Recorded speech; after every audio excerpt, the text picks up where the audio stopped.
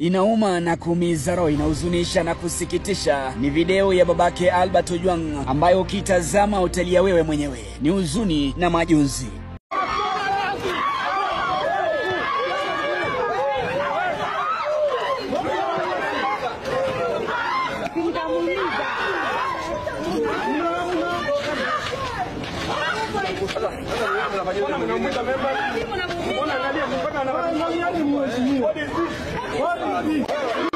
Kama Deputy Inspector General of Police, Mr. President, you think he's innocent, si akae kando uchunguzi ifanyike.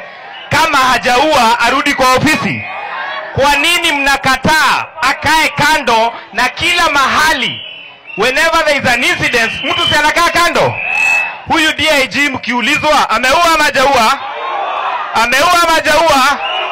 Si akae kando? Na William Ruto aende wapi? I think bado tuko na mapambano. Oh, mapambano, mapambano. Bado mapambano. Thank you. Nauliza Wajaluo, sisi Wajaluo kwani sisi ndio tuliwekwa kifo kila mahali vijana wadogo? Ogola alikufa hapo na ndege. Hiyo story hapo alisema wao uchunguzi ya serikali kila mahali, uchunguzi ya serikali. Ule kijana alikufa Molo, alikuwa Mkikuyu ama Mnandi?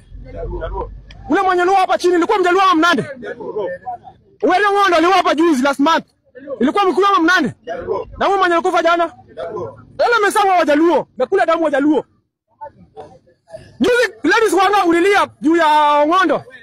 Na sasa hii kijana alikufa, ni kijana mmoja tu peke yake. My friend, kama kifo hajafika kwa ndugu yako hajakufa na wewe na government, nyamaza usiongee. Waje tudanganyana ati Ruto juu maneno. Hakuna haja polisi atoe mtu Homa Bay mpaka Nairobi. Alafu msamo mtoto wake amekuwa kwa ukuta. Kwani yeye ni kati? Rono.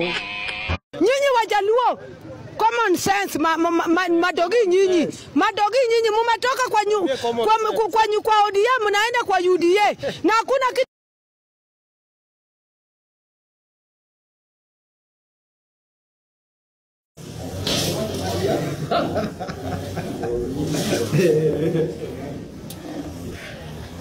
Kwani William Ruto wako na makende, sisi hatuna makende?